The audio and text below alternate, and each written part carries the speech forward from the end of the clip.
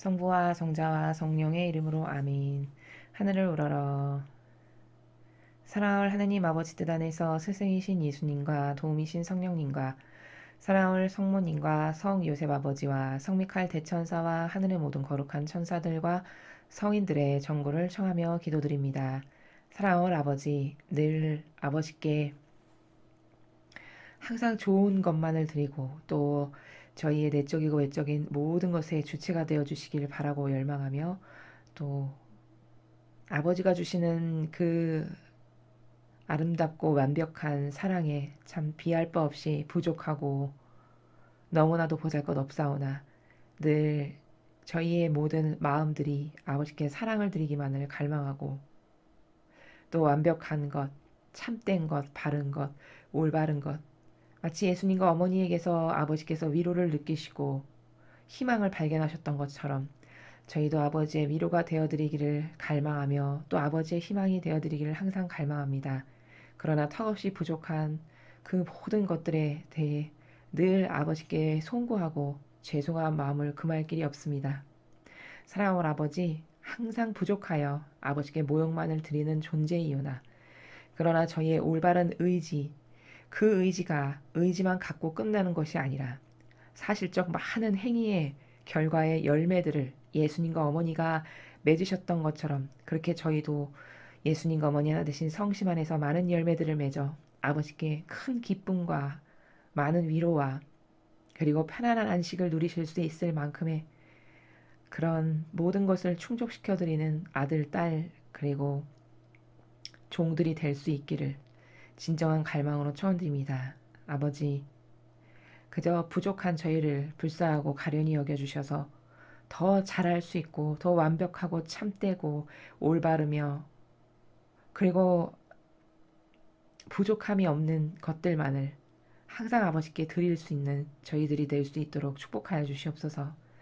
또한 아버지, 정말 안타깝게도 제가 사랑하는 조국이 완전히 악에게 지배당하여 매일같이 좌절스럽고 절망스러운 것들만을 이 백성들에게 안겨주는 참으로 심각한 상태의 상황에 처해 있습니다. 이것은 어떤 인간의 노력으로 다시 회복될 수 있는 것이 절대로 아니라는 것을 너무나도 잘 처절히 깨닫고 있습니다. 어떤 인간도 이 정도로 망가진 이 현실에서 다시 완벽한 그리고 아버지 마음에 드는 과거의 그 번영과 영광을 능가하는 더 큰 번영과 영광으로서 아버지께 위로가 되고 아버지의 영광을 드러내드리는 첫 번째 나라가 되기를 진정한 갈망으로 청하드리오니 아버지 이 나라를 불쌍히 여겨주시어 자비를 베풀어 주시고 포기하지 말아주시고 이 나라에서 훌륭한 근성과 속성을 지닌 일꾼들을 다 솎아내셔서 아버지 마음에 드는 속성을 지닌 그 영혼들이 대통령이 되게 하시고 장관이 되게 하시고 각 기업의 CEO가 되게 하시며 정치, 경제, 문화, 예술, 종교 할 것 없이 다 아버지 마음에 드시는 속성으로 무장된 그런 영혼들을 친히 뽑으시고 친히 발탁하셔서 이 대한민국의 중요한 요직의 리더들을 다 아버지께서 선별하여 다다시 새롭게 뽑아주시옵기를 진정한 갈망으로 초원드립니다. 그리하여 아버지 그들을 통해서 아버지 뜻만을 이루시옵소서. 이 모든 기도 우리 주 그리스도를 통하여 비나이다. 아멘. 성부와 성자와 성령의 이름으로 아멘. 안녕하십니까. 하늘의 뜻 선교의 윤피아 수녀입니다. 여러분 이 코로나 중국 우한 괴질이라고 표현하는 게 더 정확한 표현이죠. 그 정직한 표현으로 그 우한 괴질 역병 때문에 몇 개월 동안 지금 방에서 치과하시면서 많은 분들이 답답하실 것이라고 생각이 됩니다.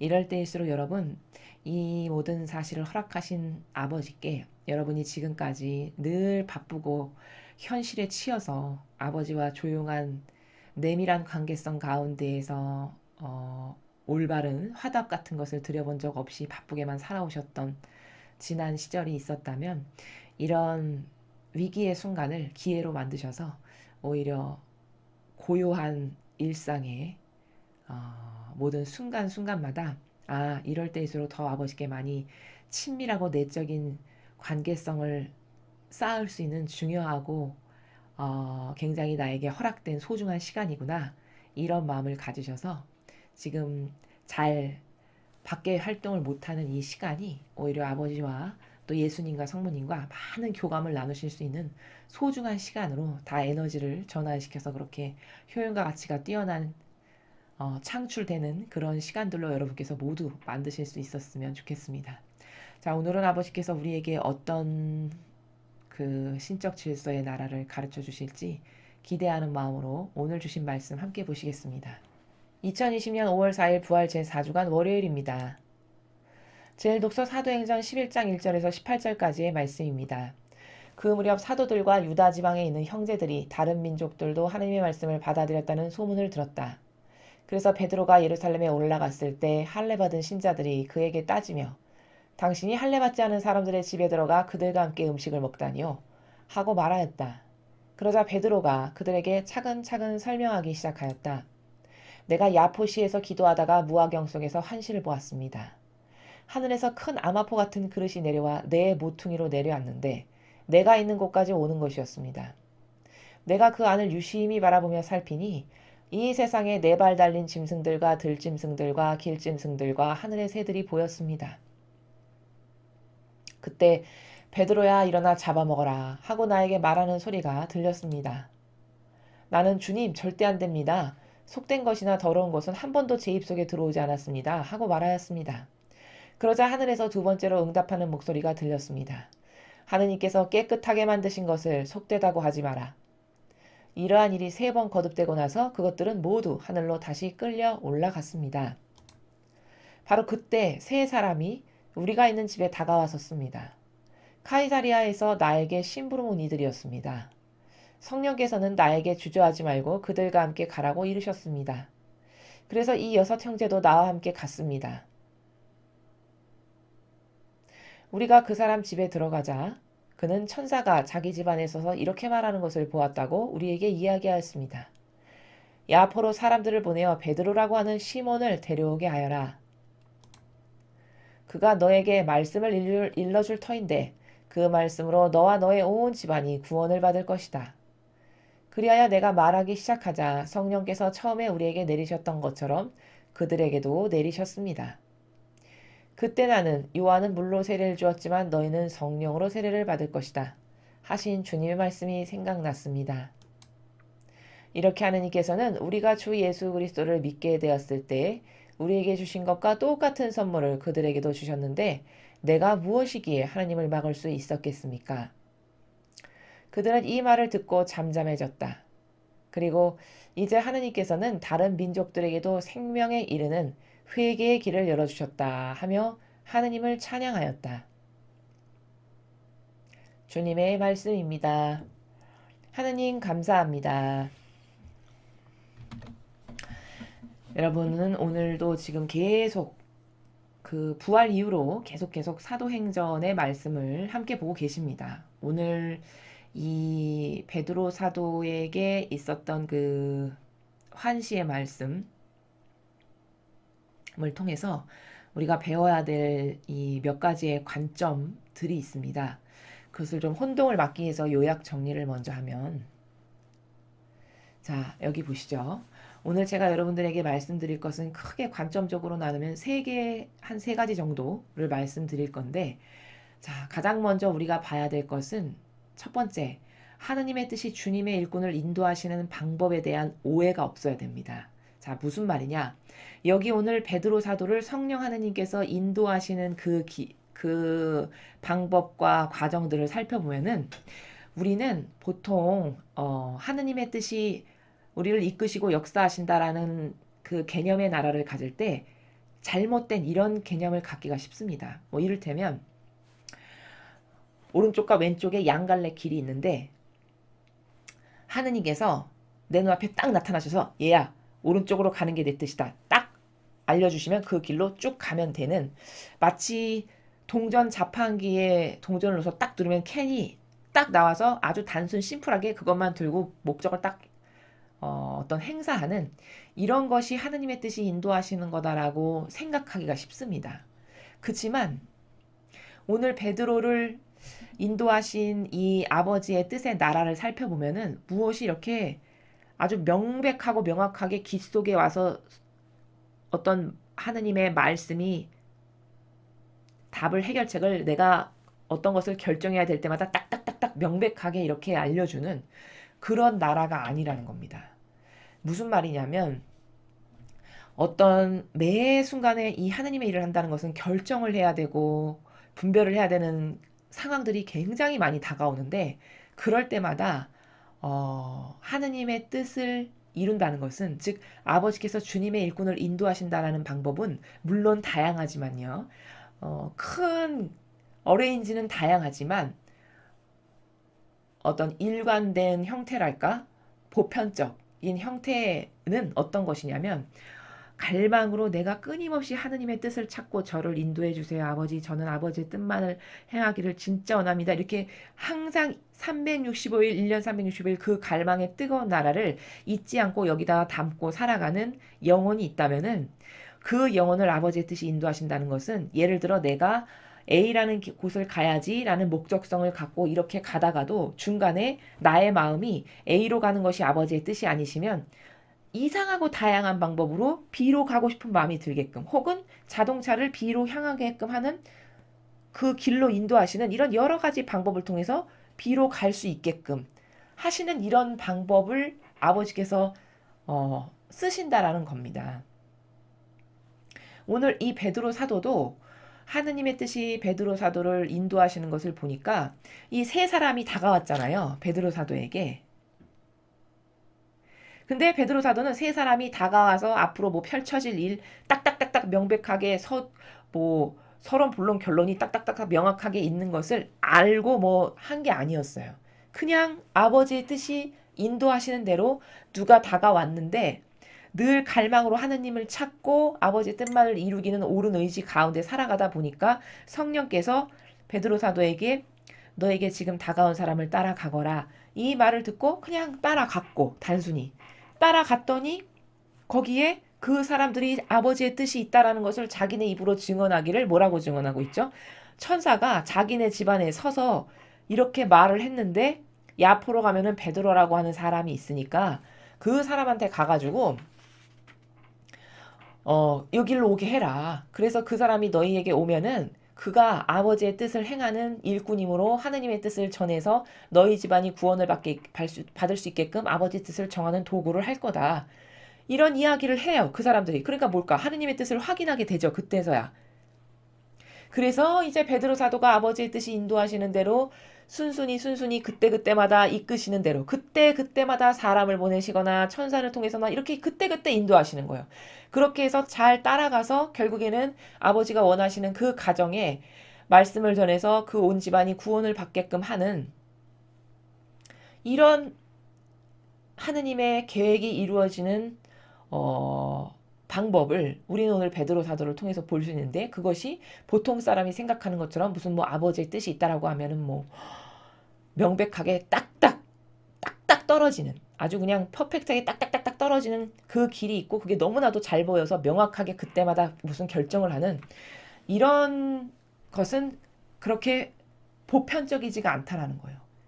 항상 많은 갈등과 고민과 번뇌 가운데 늘 아버지를 찾고 갈망하고 아버지 뜻만을 이루시옵소서라는 의지를 가지고 있으면 그냥 그 순간순간마다 아버지께서 나를 쓰시고자 하시는 곳으로 이끄시기도 하고 인도하시기도 하고 사람을 보내시기도 하고 뭐 천사를 통하시기도 하고 이런 다양한 방법들로서 아버지의 뜻을 이끌고 이루실 수 있게끔 하시는 것이지 그게 마치 뭐 아주 명확하고 구체적이고 눈에 확확 보여가지고 매 순간마다 이게 아버지의 뜻이야 완벽해 예수님이 매일같이 와서 내 귀에다 옆에다가 얘야 A를 따르거라 하느님의 뜻이다 이렇게 해서 이끄시는 게 아니라는 거예요.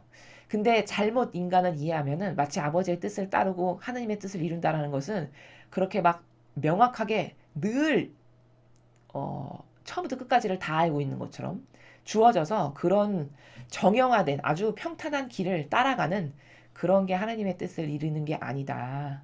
라는 것을 오늘 베드로 사도를 통해서 첫 번째 관점으로 여러분께 말씀을 드릴 수 있습니다. 자, 두 번째 중요한 관점을 말씀드리면 여기 이제 짐승을 잡아먹어라 라고 말씀하시는 이 비유가 있는데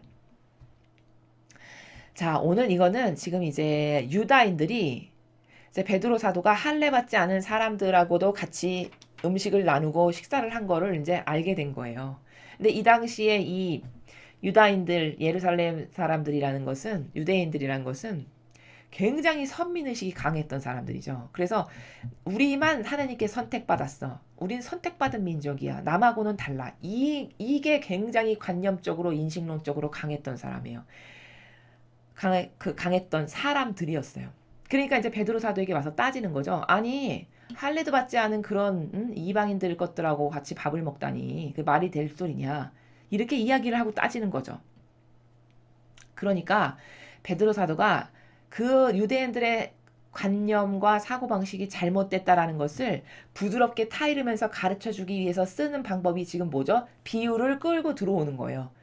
자신에게 환시로서 하느님께서 보여주신 비유, 그 비유를 유효적절하게 설명을 잘해서 이 사람들이 그 비유를 듣고 자신들이 어떤 잘못과 오류에 빠져 있는지를 깨달을 수 있도록 지금 인도하는, 이끄는 그런 장면을 여러분이 보고 계시는 거거든요. 근데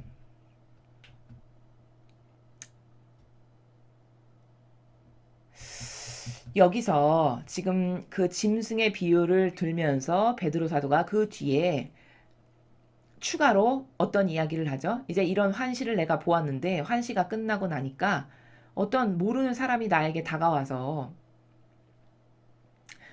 이거 어떻게 할까? 잠깐 망설이니까 성령 하느님께서 마음 안에서 역사하셔서 그들을 따라가거라 가르쳐 주셨다는 거예요. 그래서 시키시는 대로 따라갔다라는 거예요. 갔더니 아니나 다를까? 그 안에 있던 사람들이 자신들에게 천사가 와가지고 어떤 말을 했는지를 베드로 사도에게 다 증언을 했는데 들어보니까 아버지의 뜻이 보낸 천사라는 게 확인이 되는 거죠. 그러고 나서는 이제 아버지의 뜻이 이끄셨다라는 것을 알고는 그들에게 아버지 뜻을, 진리를, 복음을 전파하고 선언하니까 그 사람들이 이제 하느님을 믿게 되고 구원을 받게 되는 그런 역사가 일어난 이야기를 하면서 자, 이렇게 하느님의 뜻은 우리 민족에게만 은총을 내려주시는 게 아버지 뜻이 아니시다. 아버지는 차별 없이 모두에게 공평하게 하느님의 은총을 주시기를 원하신다. 이거 봐라. 그들에게도 아버지의 뜻이 있으셔서 천사를 보내시고 아버지의 뜻이 있으시니까 천사를 보내셨겠죠. 그 천사를 통해서 나를 파견하게 하시고 그래서 나도 아버지의 뜻을 항상 갈망하는 사람이다 보니까 그 성령 하느님의 말씀을 알아듣고 거기에 가서 아버지가 원하시는 그 집안의 구원을 선포하고 세례를 주고 뭐 이런 하느님의 일을 하게 된 것은 나의 뜻도 아니고 하느님의 뜻, 인간인 나의 뜻이 아니라 하느님 아버지의 뜻, 나는 그것을 그냥 충직하게 이루어드리는 도구다. 아버지의 뜻은 이렇게 이방인들에게도 하느님의 뜻이 전해지기를 원하시는 게 아버지의 뜻이다. 이렇게 지금 이야기를 하는 거거든요. 자, 이 짐승의 비유, 전반부에 그 아마포 같은 큰 그릇이 와가지고 그 안에 뭐 네 발 달린 짐승들이 막 이렇게 있었는데 자신이 평상시에 생각했을 때 베드로 사도도 그런 어떤 네 발 달린 짐승을 잘 먹지 않는 게 이 당시에 유대인들의 풍습이었나 봐요. 그걸 뭐 속된 것이라고 생각을 하는 율법의 어떤 그런 조항이 있었던 것이죠.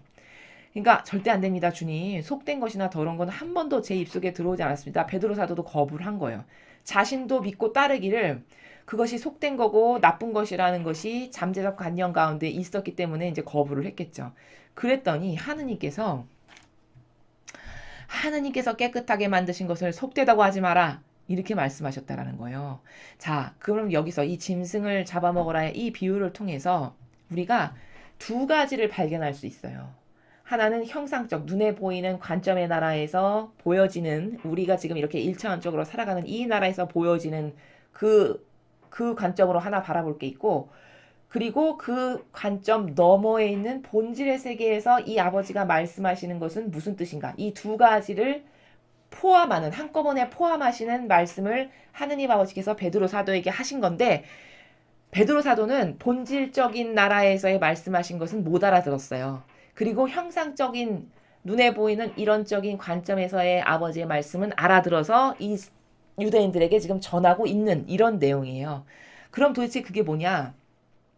자, 이렇게 네 발 달린 짐승 속대서 안 먹는다라고 하니까 아니 아버지가 만든 것을 감히 깨끗한 것을 그렇게 속되다고 하면 안 된다 이렇게 하셨다고 했잖아요. 자, 그럼 그 말씀에 내 겉으로 드러나 있는 형상적 의미는 뭘까? 어떤 인간이 무엇을 정한 거 있죠. 인간이 제정한 것 있잖아요. 이게 진리가 아니잖아요, 여러분. 이 네 발 달린 짐승을 먹으면 속되고 더러운 것이다라고 성경에 나와 있는 게 아니죠. 그렇지만 이들이 그냥 풍습과 오랜 동안 율법 생활을 하다 보니까 그 율법주의자들이 만들어 놓은 성경이 아닌 613개가 넘는 조문이나 조항들을 따르다 보니 자기도 모르게 자연스럽게 그런 것들은 그런 짐승은 속되고 안 좋은 것, 더러운 것이라고 관념적으로 오랜 세월 동안 누적되고 축적돼서 나의 사고방식, 즉 기호가 된 거죠. 그럼 이건 진리는 아니잖아요. 성경이나 진리에는 그렇게 설정되어 있는 데가 없으니까. 그러니까 이거는 뭐냐면 인간의 뜻이 설정한 제도와 전통. 여기서 말하면 율법이겠죠. 율법주의자, 바리사 율법학자들이 만든 제도와 전통. 그걸로 네가 감히 무엇이 옳다 그르다라고 판단하는 것은 악이다. 라는 것을 이 짐승을 잡아먹으라고 말씀하신 비유에서 우리가 첫 번째로 도출해낼 수 있는 답이에요. 그렇죠. 그 이야기를 이 유대인들에게 지금 해주고 싶었던 거예요. 베드로 사도가. 이거 봐라. 하느님이 직접 아니 감히 아버지가 창조한 것 중에 어떤 게 더럽고 역겹고 나쁘다는 거냐? 아버지가 그런 필요 없고 더럽고 역겨운 것을 창조하셨다는 말이야? 그 말은 아니잖아요. 불필요하고 남에게 해악만을 끼치는 것을 왜 창조하셨을까요? 하느님 아버지께서 그런 분이실 리가 없죠. 본질적 자체가. 그쵸? 인간은 깨닫지 못하지만 다 필요가 있어서 목적이 있어서 창조하신 거라는 거예요. 그럼 필요가 있고 목적이 있어서 창조하신 것이 아버지의 뜻이시잖아요. 즉 다시 말하면 그게 진리인 거예요. 그쵸? 단지 내가 깨닫지 못하고 그 나라를 알지 못할 뿐이에요. 근데 감히 그런 인간의 주제가 자기가 한평생 경향과 정서와 기호로 자리 잡은 자기네가 만든 그 성경의 진리가 아닌 제도와 전통으로 아버지 건 잘못됐습니다. 더러우니까 먹을 수 없습니다. 옳다 그르다라고 이렇게 설정해서 판단하고 결론을 짓는 것은 이것은 악이다. 라는 것을 이 하느님께서 주신 환시의 비유를 통해서 베드로 사도가 알아들은 거예요. 그래서 자기가 알아들은 것을 유대인들에게 지금 전하고 있는 거죠. 좋게 비유로서. 반감 들지 않게끔. 그쵸? 그게 첫 번째 이 짐승과 관련된 비유의 의미예요. 그런데 놀라운 건 뭐냐? 하느님이 무엇을 말씀하실 때 인간은 단어 하나에 포함되어 있는 개념이 하나밖에 없지만 하느님 아버지는 무엇을 말씀하시잖아요. 그럼 거기에 하나만 포함되어 있지 않은 게 대부분이에요. 그걸 우리는 다중적이라고 합니다. 그래서 가장 쉽게 이해할 수 있는 것은 어떤 단어 하나가 아버지가 이렇게 말씀하셨잖아요. 그럼 그 단어 하나는 기본적으로 이원론의 나라에서 살펴봐야 되는데 그 말이 무슨 말이냐? 형상과 본질을 동시에 담고 있는 말씀이시다 이거예요. 한 단어 안에 형상과 본질의 나라를 동시에 포함하고 있는 단어를 말씀하시는데 사람은 본질의 나라까지는 알아듣지를 못하고 항상 사고방식이 이론적이고 형상적인 것밖에는 아버지가 말씀하시는 나라를 이해하는 게 그게 다다. 그러니까 엄밀히 말하면 하느님 아버지께서 어떤 단어 하나를 말씀하시면 인간은 50%밖에는 못 알아듣는 거죠. 왜냐하면 본질을 이해하는 사고방식이 거의 다 닫혔거나 거의 안 쓰다 보니 퇴화되거나 뭐 이런 실정이에요. 지금 우리가. 그러니까 하느님 아버지께서 무슨 예를 들어 뭐 사랑의 나라를 말씀하시면 인간이 알고 있는 사랑의 나라는 깨끗해봤자 아주 많이 이해해봤자 50% 그것도 많이 했을 때 형상적인 것만 퍼펙트하게 이해한다라고 했을 때 50%를 이해하는 것이지 이 본질의 나라인 나머지 50%는 하나도 모른다는 거죠. 그리고는 자기가 사랑을 다 안다라고 이야기하는 거예요. 그러니까 얼마나 부작용이 많겠습니까, 여러분? 엄청난 부작용 가운데 살겠죠. 이 모르는 세계에 대해서 궁금하지도 않고 그 세계가 있는지 인식조차도 하지 못하고 살아가는 사람이 대부분이에요. 여러분 지금 이 지력을 가졌다라고 하는 인간이 21세기를 사는데 21세기를 살아가는 인간이 본질의 나라에 대해서 열렬히 탐구하고 본질의 나라를 갈망하고 그 본질의 나라를 추구하고 생각하는 이런 사람들이 별로 없죠. 이게 뭘까? 이게 다 지성이 퇴화된 거예요. 악으로 인해서. 그래서 원래 그렇게 창조하시지 않았지만 아담과 하와 때는 그 아담과 하와가 원죄라는 그 인간의 뜻으로 뜯어져 나온 그때 그 순간부터 인간은 계속 악에게 지배당하고 점령당하면서 퇴화되고 퇴화되고 퇴화되고 이렇게 해서 지금 거의 과거에 아버지께서 천지 창조 때 만들어 놓으셨던 인간의 수준에 비하면은 정말 저급하기 이를 데 없는 수준으로 변질되어 있는 상태가 우리의 상태거든요. 그러니까 이 오늘 말씀하신 짐승의 비유도 베드로 사도는 지금 형상적인 것밖에는 이해를 못했어요. 아버지 말씀을. 1번의 나라밖에는 알아듣지를 못했어요. 그러니까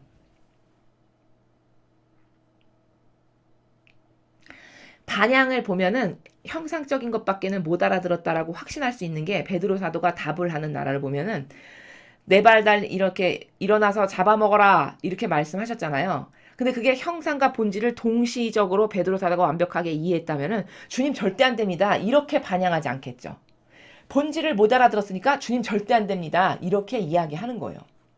동문서답을 하고 있는 거예요. 속된 건이나 더러운 것은 한 번도 제 입에 들어오지 않았습니다.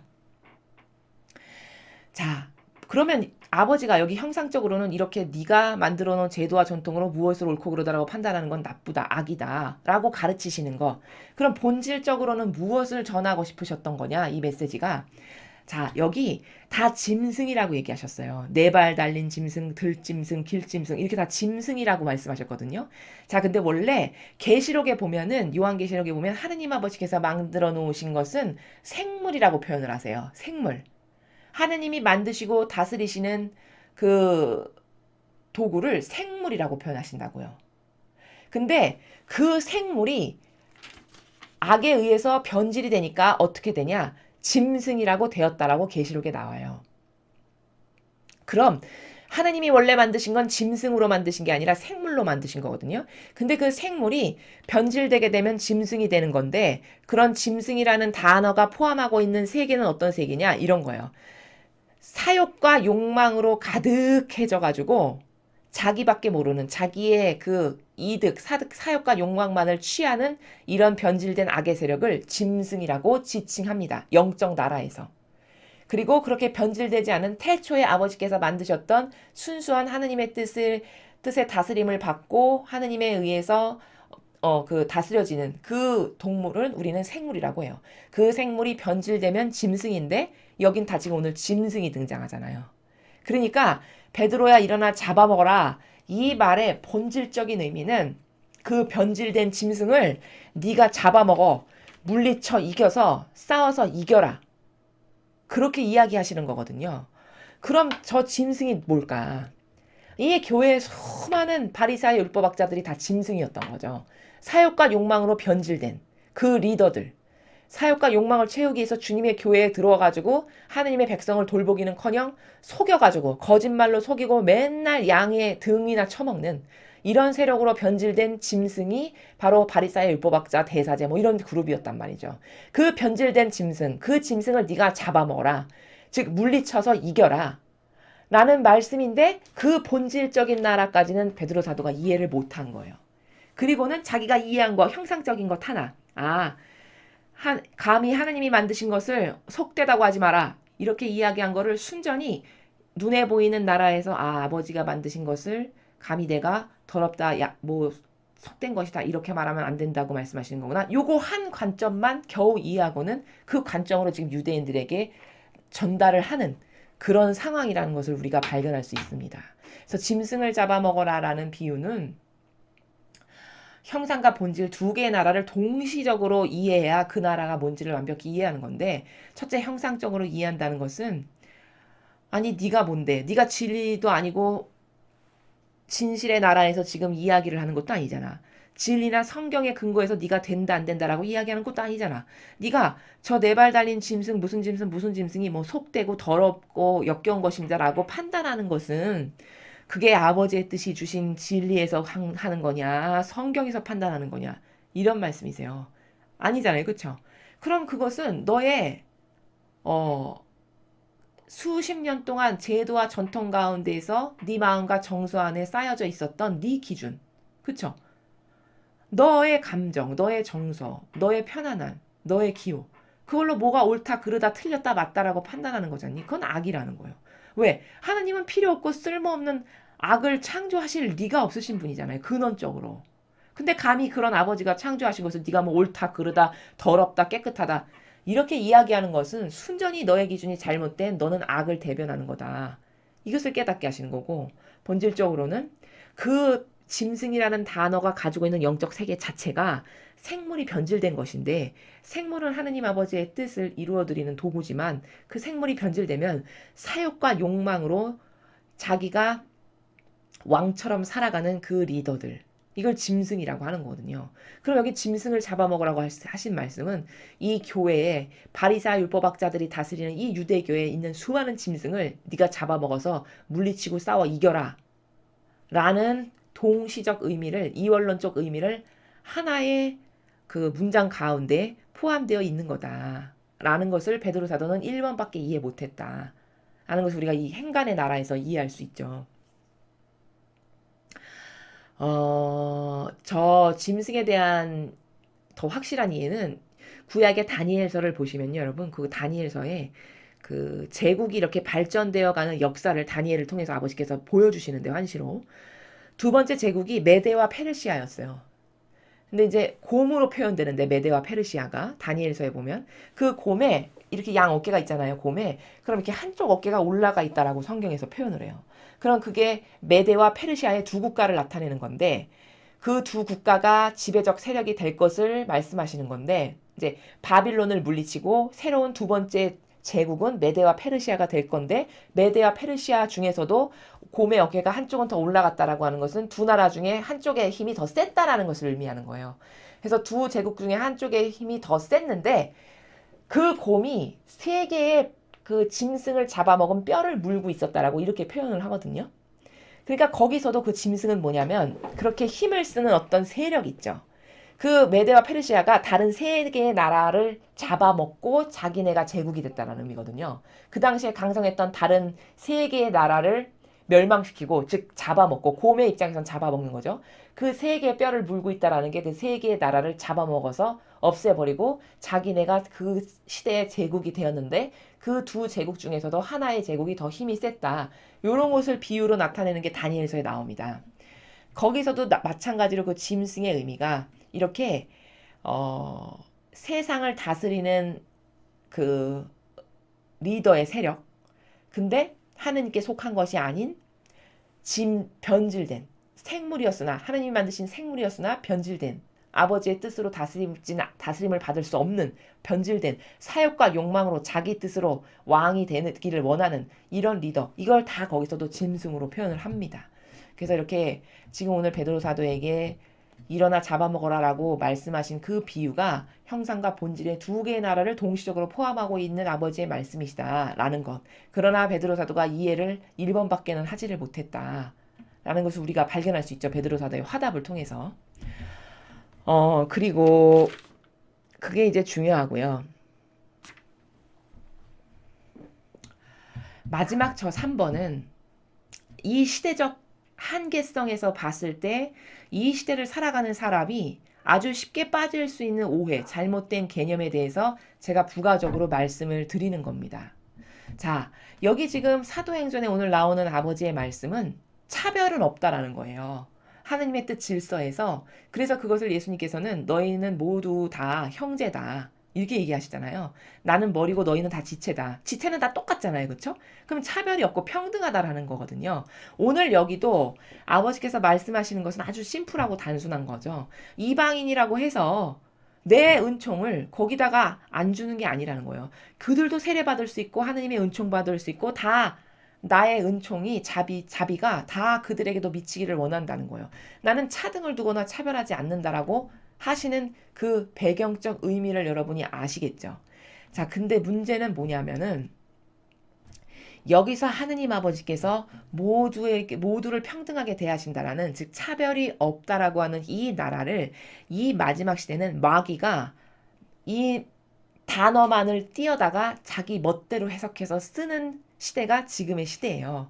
그래서 빨갱이 무신론 공산주의자들이 저 평등을 가지고 사람들을 속이거든요. 저 차별하면 안 된다라고 하는 저 속성으로 이 시대의 사람들을 속여요. 근데 여기서 말씀하시는 하느님이 차별하지 않고 평등하다라는 거는 무슨 말씀이냐면 기회를 동등하게 주시겠다라는 거예요.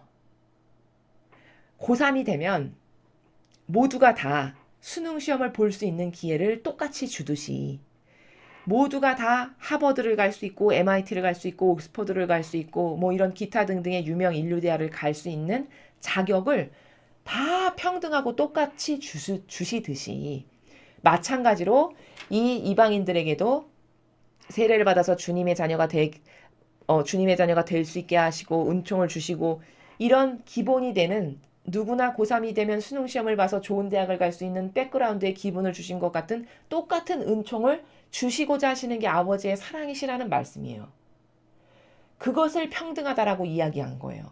차별이 없다라고 하느님은. 자, 그럼 저 평등과 차별을 마귀는 어떻게 교묘하게 악용하냐?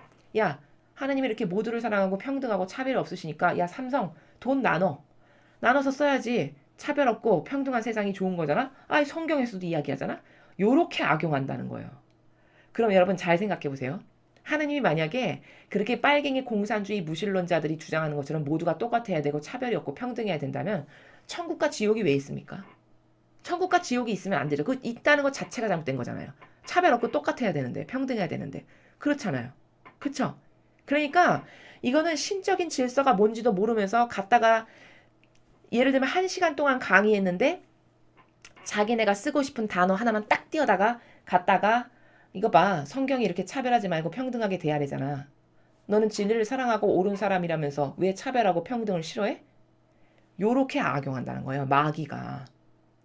그럼 하느님이 그런 평등을 말씀하시는 게 아니라는 거죠. 하느님이 주시는 평등이라는 것은 기회의 균등함을 주시는 것을 말씀하시는 거예요. 아니 여러분 세례 받았다 해서 모두가 다 천국 갑니까? 그런 게 아니잖아요. 그렇죠? 아니 그렇게 평등해야 된다면 천국과 지옥이 존재하면 안 되는 거예요. 기본적으로. 말이 안 되잖아요. 진리는 천차만별의 층이 천상계에 천차만별의 층이 있다라고 하셨어요. 그럼 하느님은 차별하시네. 아, 평등해야 된다면서 천층만층의 계층이 있으면 안 되지. 다 똑같은 데 가야 되는 거 아니야? 이렇게 모순적 얘기를 하는 게 이 빨갱이의 교묘한 마귀가 이 어리석은 백성들을 쥐흔드는 그런 마귀적 개념이에요. 여기 이 이방인들에게 차별하지 않아야 된다라는 것도 이들이 잘못을 하건 말건 무조건 다 유다인하고 똑같이 다 천국에 갖다 놔야 되냐? 그런 나라가 아니죠. 이 사람들도 하느님을 알아야 될 권리가 있고 하느님으로부터 은총을 받아야 될 기본적인 권리가 있잖아요. 왜? 다 아버지의 자녀들이니까. 그럼 하느님을 알 수 있고 기본적인 세례도 받고 은총도 받고 이런 기본적으로 하느님을 알 수 있는 그 은총은 주어져야 된다라는 거예요. 그건 유다인만 주어져서는 안 되죠. 그거는 야 너는 수능시험 볼 자격이 있으니까 너는 보고 야 너는 가난한 집 아들이니까 보면 안 되고 이렇게 차별하는 것과 같은 거잖아요. 그렇죠? 이거는 진짜 차별이죠. 그렇지만 하느님의 질서, 신적 질서의 나라는 차별이 엄연히 존재하는 나라예요. 차별이 엄연히 존재하니까 천국과 지옥이 있죠. 그렇죠? 아니 차별이 엄연히 존재하니까 천상도 다양한 계층이 있어서 누가 더 하느님을 가까이 옥자에서 뵐 수 있을까? 계시록에 나오잖아요. 그 자기 피로 흰옷으로 빨아입은 사람들은 하느님을 가장 가까이에서 보자 하는 세력이라고 나오죠. 그럼 가까이 보자 하면 멀리 떨어져 있는 사람도 있다라는 뜻이잖아요. 이건 계층이 존재한다라는 뜻이에요. 엄연히 계층이 있다라는 거예요. 그럼 뭘까? 기본적으로 누구에게나 균등한 기회가 주어져야 되지만 그때부터 기회가 균등하게 주어지시는 것은 다 아버지가 주시는 기본적 그 하느님의 다스림의 질서 아래서 기본적인 기회를 균등하게 주시지만 이제 그때부터 반향을 어떻게 하느냐에 따라서 내가 천국도 갈 수 있고 지옥도 갈 수 있고 연옥도 갈 수 있는 건 그때부터는 이제 순전히 나에게 달린 거예요. 이때부터는 차별이 적용되는 거죠. 엄밀히 말하면. 그쵸? 그러나 그거는 차별이라는 단어를 쓰면 안 돼요. 왜? 자기가 게으르게 안 했으면 나쁜 데 가야 되는 게 당연한 거고 자기가 열심히 살았고 온갖 희생과 온갖 배상과 보석을 남이 하지 않는 모든 것을 다 영예로 여기면서 받았다면 그 사람은 당연히 높은 데 가야 되는 게 보상이 주어져야 되는 게 당연한 거죠. 그게 너무나 당연한 이치. 오히려 그게 공정과 정의인 거예요. 이래서 하느님의 질서의 나라는 너무 아름답고 퍼펙트하다는 거예요. 근데 감히 이 로마 가톨릭이나 이 빨갱이 세력이 좋아하는 단어가 평등인데 이 평등이 신적 질서에서 말씀하시는 평등이 뭔지를 모르고 막 갖다 쓰는 거예요. 하느님은 다시 한번 강조해서 말씀하시지만 차별하시는 신이 맞아요. 그렇지만 그 차별은 차별이라는 단어가 어울리지 않아요. 왜? 자신의 반향과 노력에 따라 가야 될 나라가 달라지는 것은 그거는 정직한 거예요. 정직의 나라라는 거예요. 정직. 아니 여러분 하루에 1시간밖에 못 자고 공부한 학생이 하버드에 가야 되는 것이 정직한 거지 10시간을 띵까띵까 놀면서 하고 싶은 거 다 하면서 공부한 학생이 하버드를 가는 게 그게 정직한 나라입니까? 그건 불공정한 나라죠. 불공정한 나라. 그건 불공정한 나라예요.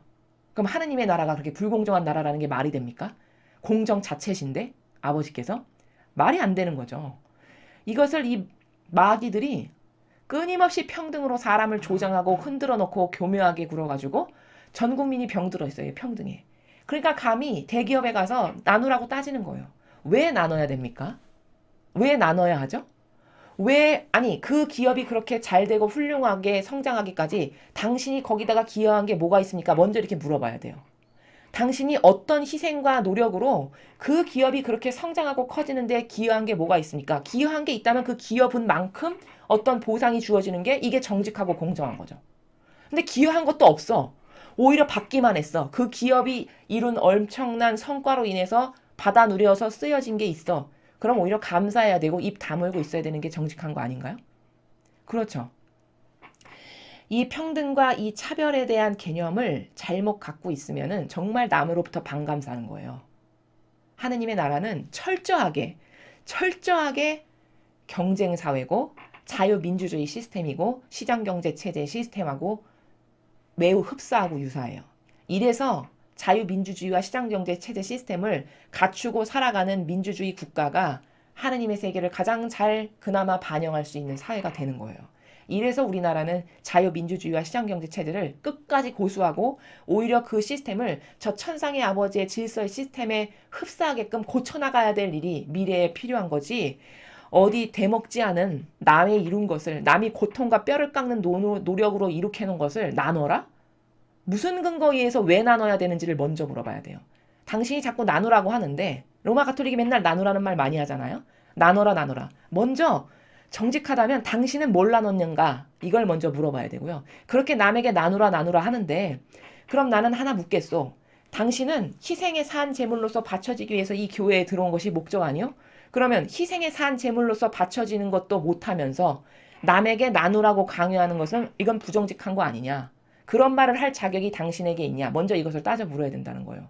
둘째, 나누라고 강요하는 것은 먼저 그 대상에게 어떤 희생과 노력으로서 기여하고 공유한 게 있을 때만이 그런 말을 할 자격이 주어지는 건데 당신은 그 나누라고 하는 기업에게 당신의 희생과 노력과 고통으로 무엇을 기여했는가? 이걸 물어봐야 돼요. 그렇죠. 이런 개념으로 똑바로 된 평등과 똑바로 된 차별 그리고 똑바로 된 정의, 공정 이런 개념이 있어가지고 이 마귀가 여러분을 속이고 여러분 주변 사람들을 계속 속이는 거예요. 이러니까 지금 이 우한 바이러스 때문에 10만 원씩 나눠서 나눠 갖는다. 여러분 이 나눠야 된다라는 사상이 참 전체를 망하게 한다는 사실을 이 국민들이 잘 깨닫지를 못하세요. 이 나누면 모두가 똑같이 다 잘 산다? 여러분 똑같이 잘 살 수가 없는 게 정직한 거예요. 왜냐? 각각의 노력이 다 다르기 때문이에요. 모두가 똑같아질 수 절대 없어요. 천상의 나라는 그런 나라 자체가 아닙니다. 모두가 똑같아진다면은 천상에 그렇게 다양한 계층이 존재할 리도 없고 지옥과 연옥이 있을 수도 없어요. 있을 필요가 없었겠죠. 아버지가 만드시지 않았겠죠. 모두가 똑같아져야 된다는 건 완전 마귀적 논리라는 것을 오늘 지금 여기 평등과 차별하지 말아야 된다는 개념이 나온 김에 여러분께 정확하게 다시 한번 짚어서 말씀을 드리는 겁니다. 누가 여러분에게 다가와서 저런 성경에 나오지도 않는 저런 마귀적 개념을 가지고 와서 여러분에게 혼돈을 조장하고 주변에게 오해를 계속 불러일으키는 마귀 짓을 한다. 그럼 여러분이 이런 성경을 백데이터로 딱딱딱딱 들이대면서 아니 성경에 당신들이 이렇게 평등에 대해서 이야기하는데 그렇게 평등하면 왜 하느님은 천국과 지옥을 왜 만드셨냐. 평등하면 다 지옥만 있든가 평등만 천국만 있든가. 그렇게 완전히 똑같은 세상이 되어야지. 하나님은 당신보다 못해가지고 못난 신이어가지고 하나님은 그렇게 분리해서 나누신 거냐? 한번 그것에 대해서 먼저 대답을 해봐라. 이렇게 정의를 가지고 그냥 팩트로 꽉꽉꽉꽉 눌러가지고 여러분에게 다가오는 마귀를 다 진리로 물리쳐 이기셔야 돼요. 어제 마라나타 메시지에서 아버지는 이렇게 얘기하셨어요. 이 마지막 시대에는 거짓이 판치는데 총칼로 싸우는 게 아니라 지금은 거짓과의 전쟁이에요. 그럼 이 거짓을 이길 수 있는 도대체 무기가 뭐냐? 그거는 순전히 진리밖에 없다라고 말씀하셨거든요. 그럼 도대체 진리밖에 없다. 진리로 싸워야 된다. 진리가 무기다. 이 도대체 진리가 뭐냐? 그 진리라는 것은 진실. 그것도 그냥 진실이 아니라 참된 진실. 참된 사실이에요. 진리라는 건. 그럼 이 세상에 진실과 사실이 존재하나요? 이 세상에 어떤 누구의 철학자의 무슨 논리, 어떤 대단한 것이 존재치 않아요. 다 누룩이 조금씩 들어있고 부족한 인간이 만들었기 때문에 오류가 다 있어요. 그럼 참된 진실과 진리, 사실은 어디에만 있냐? 온전히 이 진리 안에만 있는 거예요. 이 아버지가 가르쳐주시는, 우리에게 매일 가르쳐주시는 이런 다양한 경계들, 이런 질서들, 이런 올바른 관점들, 그쵸? 이런 올바른 원리들. 이것을 여러분이 잘 학습을 하셔가지고 자꾸 이 개념으로 어떤 마귀 세력이 다가올 때, 아니 내가 진리를 요새 배우는데 진리에서는 이렇게 얘기하던데 당신은 그 참된 진리하고는 지금 다른 것을 주장하는데 이 완벽하고 퍼펙트한 진리가 이렇게 말하는데 여기에 비교해서 당신이 말하는 것은 오류와 허점 투성인데 그것부터 먼저 설명해 보시오. 이렇게 물으셔야 된다는 거예요. 그래서 누군가가 특히 마지막 시대에 반감을 사는 건 저렇게 나누라는 거. 노력도 없고 기여도 한 것도 없고 맨날 띵까띵까 노는데 나눠라? 그럼 이것은 반감 갖기에 충분한 내용인 거예요. 노력하지도 않고 매일같이 희생과 고통은 눈꼽만큼도 하기 싫어하는 어떤 한 사람이 맨날 가서 나누고 나도 똑같이 달라라고 이렇게 이야기한다면은 그건 반감 사지 않겠습니까? 그래서 이 차별과 평등에 대한 올바른 개념이 있어야 된다라는 것을 추가로 덧붙여서 여러분께 말씀을 드립니다. 자, 다음으로 요한복음을 함께 보시겠습니다. 요한복음 10장 11절에서 18절까지의 말씀입니다. 주님 영광 받으소서. 그때 예수님께서 말씀하셨다. 나는 착한 목자다. 착한 목자는 양들을 위하여 자기 목숨을 내놓는다. 삭구는 목자가 아니고 양도 자기 것이 아니기 때문에 이리가 오는 것을 보면 양들을 버리고 달아난다. 그러면 이리는 양들을 물어가고 양떼를 흩어버린다. 그는 삭꾼이어서 양들에게 관심이 없기 때문이다. 나는 착한 목자다. 나는 내 양들을 알고 내 양들은 나를 안다. 이는 아버지께서 나를 아시고 내가 아버지를 아는 것과 같다. 나는 양들을 위하여 목숨을 내놓는다. 그러나 나에게는 이 우리 안에 들지 않은 양들도 있다. 나는 그들도 데려와야 한다. 그들도 내 목소리를 알아듣고 마침내 한 목자 아래 한 양떼가 될 것이다. 아버지께서는 내가 목숨을 내놓기 때문에 나를 사랑하신다. 그렇게 하여 나는 목숨을 다시 얻는다. 아무도 나에게서 목숨을 빼앗지 못한다. 내가 스스로 그것을 내놓는 것이다. 나는 목숨을 내놓을 권한도 있고 그것을 다시 얻을 권한도 있다. 이것이 내가 내 아버지에게서 받은 명령이다. 주님의 말씀입니다. 그리스도님 찬미합니다.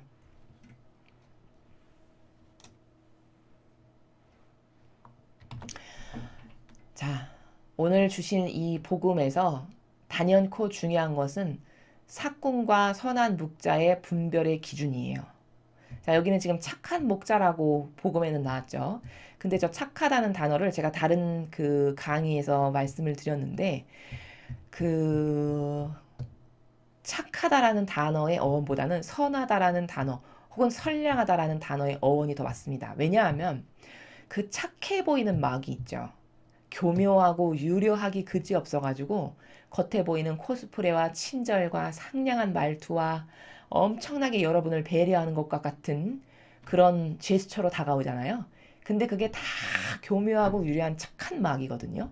그래서 이 원문을 원래 이 성경이 쓰여진 이 원어 그대로의 원문을 봐야지 더 정확한 단어를 선택할 수 있겠지만 저희는 선한 목자다 이렇게 바꿔서 표기를 했습니다. 선하다는 것은 예수님이 희생하신 나라의 선함이에요. 즉 선량함이죠. 어떤 게 선한 거냐? 희생과 고통이 들어간 게 선한 거죠. 그럼 착한 마귀는 뭐냐? 착한 척해서 남을 속여서 거기서부터 어떤 이득을 뜯어내는, 이게 착한 마귀예요. 여러분, 이 문재인 씨의 정권, 그들이 행하는 많은 나라들을 3년 내내 보셨죠? 모든 사람이 그들이 착하고 국민을 진짜 위한다고 다 속았어요. 그쵸? 그래가지고 어떤 사람은, 어떤 장관은 페이스북에 맨날 공정과 정의를 외쳐대면서 글을 엄청 많이 써서 모든 사람들이 아 훌륭한 장관이라고 다 막 존경하고 잘생기기까지 했다고 막 이러면서 이렇게 치켜 올렸잖아요. 근데 어떤 계기가 돼서 그 사람의 모든 행적과 자녀 교육과 그 부인에 관련된 모든 사항을 낱낱이 벗겨서 세상에 밝힌 것을 보니까 그 사람이 공정과 정의를 부르짖는 그 겉에하고 속은 완전히 다르다는 것을 깨달았죠. 요게 뭘까? 요게 착한 척하는 마귀예요. 모든 일을 속였죠. 착하고 교묘하고 유려한 표현과 언표와 그 제스처의 나라로 착해 보이는 척하고 모든 일을 속인 거예요. 이래서 착하다라는 단어는 마귀가 좋아하는 단어라서 저희는 선한 목자다라고 이렇게 따로 구별해서 여러분께 지금 이렇게 제시를 하고 있습니다. 자, 오늘 가르쳐 주시는 그 예수님의 말씀의 행간의 나라는 사꾼과 선한 목자를 분별해야 되는데 분별할 수 있는 기준을 가르쳐 주고 계세요. 잘 보시면 나는 착한 목자다. 착한 목자는 양들을 위해서 자기 목숨을 내놓는다. 자, 먼저 선한 목자라는 것은 희생을 한다는 뜻이에요. 목숨을 내놓는다는 것은. 그쵸? 희생을 하고 그 나에게 맡겨진 양들이 좋아지기 위해서라면 희생과 고통을 사랑한다라는 게 목숨을 내놓는다라고 말씀하시는 이런 나라예요. 그리고 선한 목자다라는 그 단어의 선하다라는 것은 하느님의 뜻은 따라야 될 규칙인 진리가 있고 정의와 자비가 있잖아요. 이 정의와 자비는 속성적으로 정반대되잖아요. 하나는 정의는 무엇이 안 된다라고 정의 내리는 그런 속성이고 자비는 받아들여야 된다, 용서해줘야 된다, 포용한다 이렇게 되는 속성이니까 속성적으로 정반대죠. 그럼 이 정반대인 속성에 완충작용이 필요해요. 그것을 예수님께서 하시는 거예요. 그 완충작용을 자신의 배상과 보속과 희생으로서 바쳐드려서 이 정의와 자비가 균형을 이루는 가운데 유지될 수 있도록 하시는 분이 예수님, 즉 선한 목자시다. 이 말씀이거든요. 그래서 제가 이번에 적어드렸죠. 정의와 자비 사이에서 균형을 이루면서 두 속성 사이의 완충작용을 자신의 배상과 보속으로 희생하신 분이 선한 목자이신 예수님이시다. 저 말씀이 좀 어렵죠. 완충작용을 한다는 게 그럼 더 구체적으로 무슨 말이냐면 누가 죄를 졌어요. 그러면 주님의 정의의 벌을 받을 수밖에 없잖아요. 이 사람이 회개하지 않는 다음에는 정의의 그 정의를 불러들인 거죠. 엄밀히 말하면 자기가. 계명을 벗어났어. 뭐 아버지의 뜻을 어겼어. 뭐 어떤 것에서 벗어났어. 그러면 주님의 정의를 자기가 끌어들인 거예요. 근데 이 사람이 회개와 배상과 보석을 안 했어. 그럼 이 사람이 자비를 입으려면은 반드시 회개를 통해서 아버지가 용서한다. 라고 자비를 베푸실 수 있는 어떤 계제가 있어야 되는데 이 사람이 그걸 안 했어. 온 인류가 이렇게 자신들이 지은 죄가 뭔지도 모르고 사악하고 역겨움으로 계속 치닫고 있는데 깨닫지 못해요. 이것의 완충작용으로서 예수님이 이 가운데서 정의와 자비의 가운데서 완충작용을 한다는 것은 깨닫지 못한 이들이 회개하지 못하는 이 인류의 죄악을 대신 배상과 보속을 하셨잖아요. 이게 완충작용을 한 거지 뭡니까? 그래서 이분의 배상과 보속 때문에 아버지는 받쳐진 게 있으니까 용서해 주시지 않으면 안 되죠. 법칙 자체가. 그러니까 온 인류가 그분의 배상과 보속과 희생과 고통으로 용서받을 수 있게 된 거예요. 이게 중간에서 정의와 자비의 속성 가운데서 완충작용을 하시는 예수님의 선한 목자의 모범이시다라는 거죠. 그래서 목숨을 내놓는다. 희생을 한다. 배상과 보속을 그들을 나에게 맡겨진 이들을 위해서 한다. 고통을 사랑한다. 이게 다 목숨을 내놓는다의 나라예요. 그치만 삭구는 목자가 아니고 양도 자기 것이 아니기 때문에 이리가 오는 곳에 보면 양들을 버리고 달아난대요. 자, 삭군이라는 단어 자체가 뭐죠? 품삯을 받아가는 사람이잖아요. 어떤 것의 대가로 품삯을 받아가는 사람이에요. 그럼 이 사람은 목적성 자체가 품삯을 받아가는 거 말고는 관심이 없겠죠. 그냥 오늘 일거리 떼어서 품삯 받아가면 그만인 거예요. 어떤 거기에 대한 엄청난 책임감과 막중한 어떤 내가 하지 않으면 안 된다라고 하는 주인의식이나 이런 게 있지 않죠. 삭군에게는.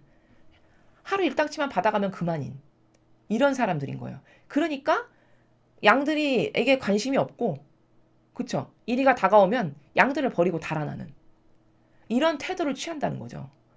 그러면 이리는 양들을 와서 물어가고 흩어버리고 죽이고 이제 악의 공격을 받아서 무참히 깨지는 거죠. 지금 이 로마 가톨릭의 많은 신자들이 영혼이 다 거의 병들고 잘못된 관념과 오해로 가득한 것은 돌보는 사람이 없어서예요. 선한 목자가 없어서예요. 교회의 많은 고위 성직자들이 다 삭군이기 때문인 거죠. 냉정히 말하면. 삭군이니까 영혼은 죽어가거나 말거나 어떻게 해서든지 영혼 안에 있는 마귀를 싸워서 이겨주거나 그 마귀를 깨쳐서 고치게 해주기 위해서 복음을 열심히 선포하거나 이런 노력을 안 하잖아요. 그건 뭘까? 관심이 없는 거죠. 이리에게 물려서 잡혀가서 먹거나 죽히거나 말거나 관심이 없는 거예요. 여기 이리에게 물려가가지고 양떼가 흩어버리고 죽는다는 것은 마귀가 다 그 영혼들을 물어간다는 거예요. 여러분 지금 이 시대에 얼마나 마귀에게 잡혀 먹히는 영혼들이 많은지 아십니까? 진리를 모른다는 것 자체가 복음을 듣지를 못한다는 것 자체가 이미 이리떼에게 취약 지점에서 지금 양들이 놓여 있는 상황과 똑같아요. 개걸스러운 이리떼 앞에 놓여 있는 양. 그 양이 속수무책으로 당할 수밖에 없잖아요. 그게 뭘 뜻하는 거냐? 마귀가 이렇게 영혼들을 사고방식 안에서 진리를 모르니까 교묘하게 충동질하고 이상한 사고를 하게 해가지고 다 마귀에게 동조하고 협력하게 해서 잡아먹히게 하는 이게 이리에게 목숨을 빼앗기는 양들의 처지랑 똑같다는 겁니다. 그래서 그는 삭군이어서 양에게 관심이 없기 때문이다. 이렇게 말씀하시죠. 그렇지만 나는 착한 목자다. 나는 내 양들을 알고 내 양들은 나를 안다. 자, 내 양들을 나는 알고 어떻게 아시는 거예요? 사랑으로 관심 있게 양 하나하나를 다 보살피시는 거예요. 나에게 맡겨준 저 양 마음에는 무슨 근심이 있고 저 양을 지금 괴롭히는 것은 사고방식 안에 뭐가 살아서고 하나하나 일일이 다 살피시면서 예수님이 고쳐주실 거, 새롭게 해야 될 거 이런 것들을 일일이 돌보시는 그 나라가 나는 내 양들을 안다. 어떻게 하면 알 수 있죠? 여러분 관심이 있어야 알 수 있는 거예요. 그쵸? 주의 깊게 봐야 알 수 있는 거죠. 그렇게 돌보신다는 거예요. 예수님은. 그리고 그 양들도 나를 안다. 어떻게? 무슨 말씀 하나를 들었는데 저는 사람이 말할 수 있는 세계가 아니야. 예수님이 하시는 어떤 나라를 하나 보았는데 저거는 사람이면 절대 저런 기적이 나올 수가 없어. 이런 기타 등등을 통해서 저분은 그리스도시구나. 이렇게 깨닫는다는 거죠. 예수님을 발견한다는 거죠. 이는 아버지께서 나를 아시고 내가 아버지를 아는 것과 같다. 아버지가 예수님을 너무 잘 아시죠. 그리고 예수님도 그 아버지를 너무 잘 아세요. 그러니까 자원에서 희생과 배상과 보속하시기를 스스로 원하셔서 이 지상에 오신 거예요. 아버지 제가 자원해서 제 자녀들을 살리겠습니다. 그건 강요가 아니었어요. 절대. 아버지의 뜻을 잘 아시는 예수님께서 자원하셔서 죽어가는 자녀들이 너무 불쌍하고 가여우니까 제가 배상과 보석을 하겠습니다. 자원해서 지상에 오신 거예요. 이게 아버지를 잘 아는 거예요. 아버지의 의중, 속마음, 아버지의 고뇌가 무엇인지, 아버지의 걱정과 근심이 뭔지 잘 아시는 거죠. 그리고 그분의 마음을 대변하시는 거죠. 그렇죠? 여기 이는 아버지께서 나를 아시고 내가 아버지를 아는 것과 같다. 나는 양들을 위하여 목숨을 내놓는다. 자, 아까 목숨을 내놓는다 한 번 말씀하셨고 또 두 번째로 말씀하셨어요. 자신에게 보내지고 맡겨진 양들을 위해서는 모든 것을 희생하고 고통으로 사랑하고 배상과 보석 이런 모든 것을 그들의 영혼이 좋아지는 것을 위해서라면 목숨을 내놓을 만큼 모든 희생을 다 하시는 이게 선한 목자라는 거죠. 그러나 나에게는 이 우리 안에 들지 않은 양들도 있다. 나는 그들도 데려와야 한다. 여러분 하느님을 아직 모르고 신앙생활이 뭔지를 모르시는 분들도 많이 계시잖아요. 세상에. 그게 아직 아버지를 모르는 분들이에요. 그렇지만 하느님이 허락하시는 어떤 때가 되면 어떤 기회에 접하게 되면 그들도 하느님께 다가와서 주님의 양들이 될 수 있는 어떤 기회가 있겠죠. 그렇게 그들도 데려와야 된다라는 거예요. 아직 나를 모르는 양들도 많이 있다. 그들도 내 목소리를 알아듣고 마침내 한 목자 아래 한 양떼가 될 것이다. 때가 되면 아버지가 허락하시면 어떤 계제가 되면 그래서 나를 깨닫게 되고 발견하게 되면 내 목소리, 아 그리스도고 메시아시다 라는 예수님의 목소리를 알아듣고 나에게 다가와서 한 양떼, 한 뜻으로 하느님 아버지의 뜻으로 다스려질 수 있는 양떼가 될 수 있다라고 말씀하시는 거죠. 아버지께서는 내가 목숨을 내놓기 때문에 나를 사랑하신다.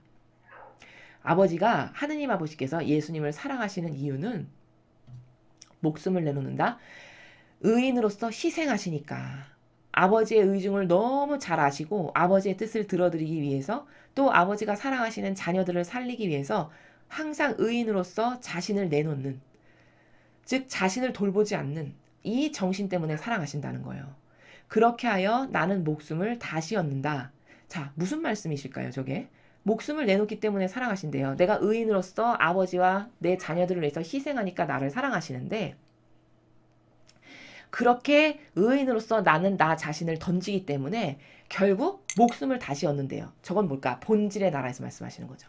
육이 아니고 그렇게 내 자신을 희생하고 고통과 배상과 보속하기를 갈망하는 그 의인은 영원히 살아야 마땅한 거 아닙니까? 그것도 전 인류를 위해서 그렇게 했다면? 그쵸? 그러니까 목숨을 다시 얻는 거죠. 저건 영혼의 목숨을 이야기하는 거죠. 아무도 나에게서 목숨을 빼앗지 못한다. 왜 목숨을 빼앗지 못하는 건 거짓말이지. 그 병사들에 의해서 창에 찔리고 십자가에 못 박혀서 돌아가셨잖아. 이렇게 이야기하실 수 있어요. 그건 이런적 관점이죠.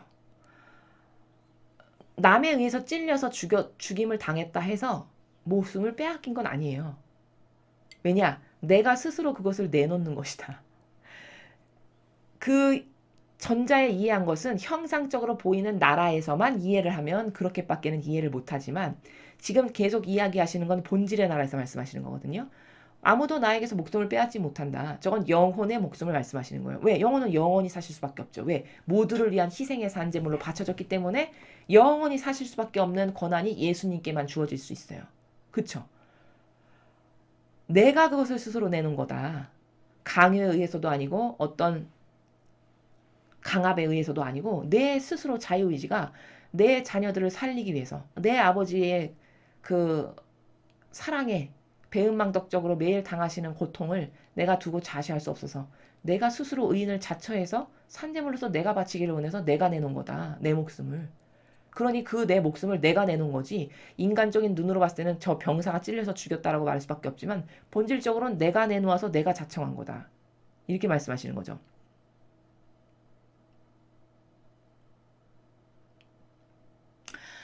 나는 목숨을 내놓을 권한도 있고 그것을 다시 얻을 권한도 있다.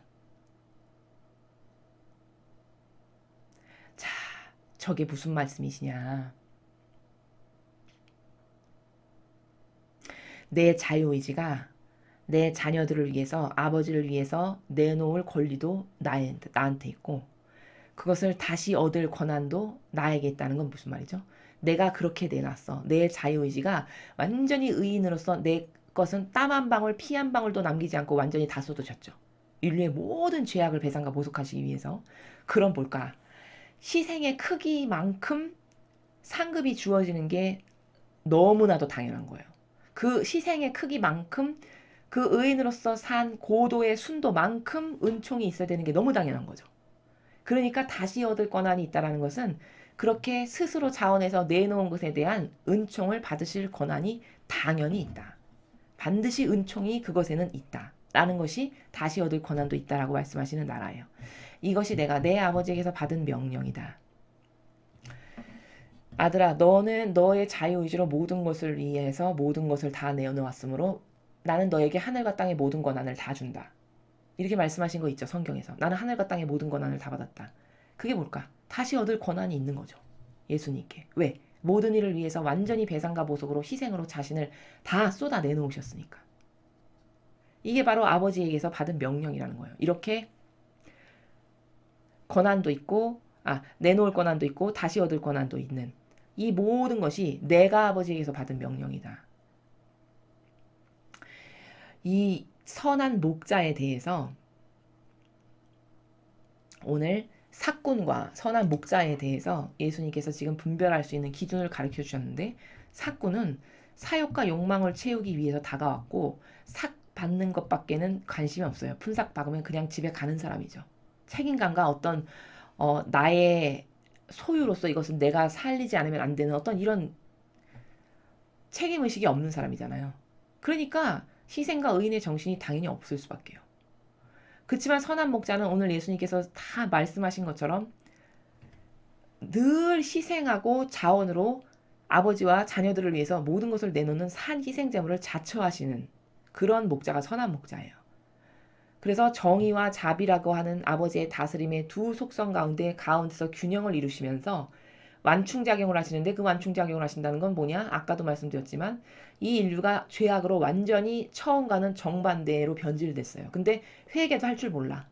너무나도 사악하게 변질되고 자신들이 어떤 존재였는지도 모를 만큼이요.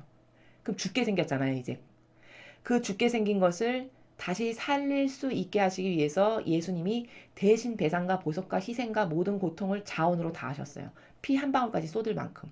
그럼 뭘까? 이 가운데서 완충작용을 자신의 배상과 희생과 보석으로 하신 거죠.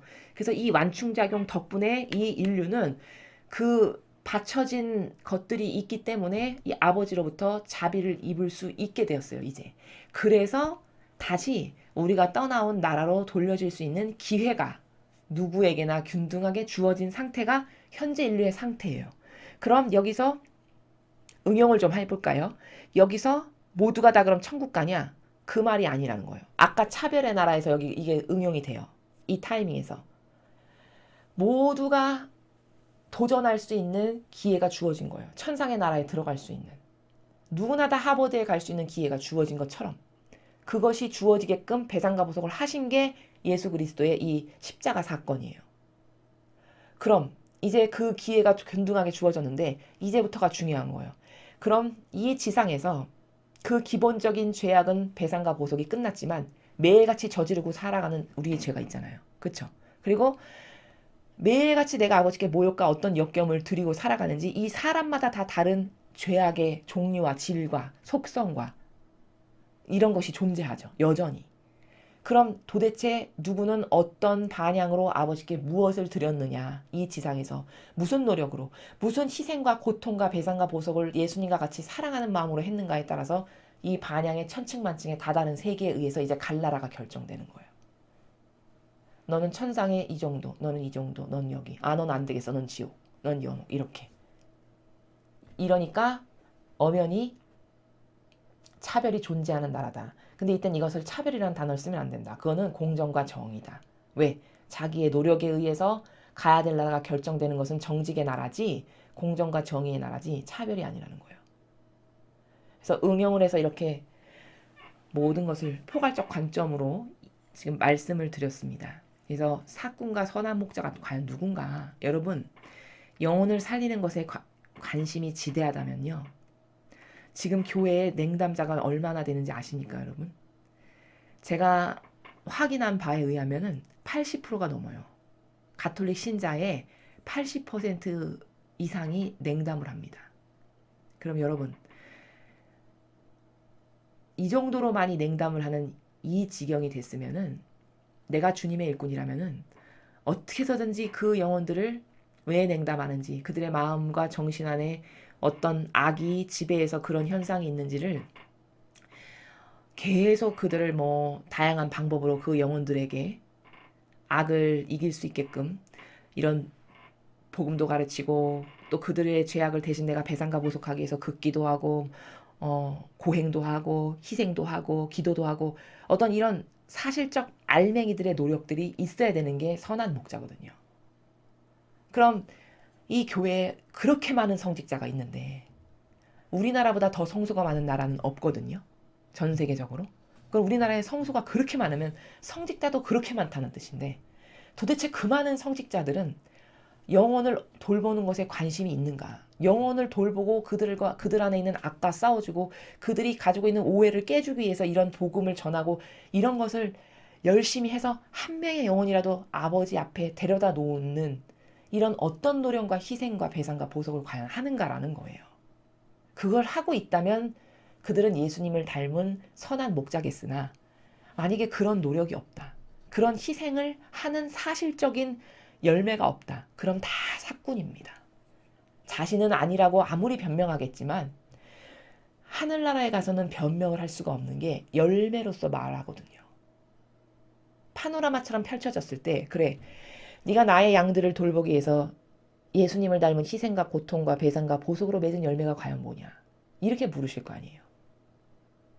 이렇게 냉담자가 넘쳐나는 천국에 나는 과연 예수님을 닮은 어떤 희생과 배상과 보석과 고통으로 그 영혼들 각각마다 있는 악을 물리쳐 이겨주고 싸워주고 오해와 부작용을 이 진리를 전함으로써 깨닫게 하고 깨치게 하고 본연의 자신을 발견하게 하고 그래서 하느님 앞에 자꾸 더 가깝게 영혼들을 가져다 놓는 어떤 이런 사실적 무엇을 하냐는 거죠.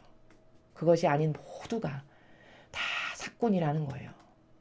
어제는 도둑과 강도라고 말씀하셨죠. 도둑과 강도는 담장을 넘어서 들어간다. 양을 가죽을 벗겨가지고 옷이나 해입고 양젖이나 먹는 것에나 관심 있지 그들은 영혼을 살리는 것에는 관심 없는 도둑과 강도라고 말씀하셨잖아요. 오늘은 같은 나라를 사꾼이라고 이야기하신 거예요. 사꾼은 첫째 뭐냐? 의인의 정신이 없어요. 의인은 희생이 전제된 거거든요. 자신의 희생이 반드시 들어가야만 의인이에요. 자신이 손해보는 것이 있고 고통스러운 것이 있어야 의인이라는 거죠. 근데 손해보는 것이 있고 고통스러운 것이 없이 편안하게 안락을 누리면서 80%가 넘는 신자가 성당을 안 나와도 별로 근심 걱정이 없다면 그럼 이것은 사꾼인 거죠. 사꾼인지 내가 선한 목자인지를 이 교회에서 아버지의 이름으로 자원한 봉사자라고 해서 교회에 들어와서 그 봉사자로서 사시는 모든 분들은 이 두 가지의 부류 중에 난 어디에 속하는가 이걸 잘 스스로 양심의 나라에서 분별을 하셔야 돼요. 그리고 개조하지 않고 회개하지 않고 다시 아버지께 용서를 청한 다음에 고쳐 살지 않으면 엄청난 뜨거운 무서운 불이 성경에서 말씀하시듯이 아 주님 왜 저를 모르십니까? 난 너를 모른다. 아버지 뜻을 행한 자라야 나에게 온다.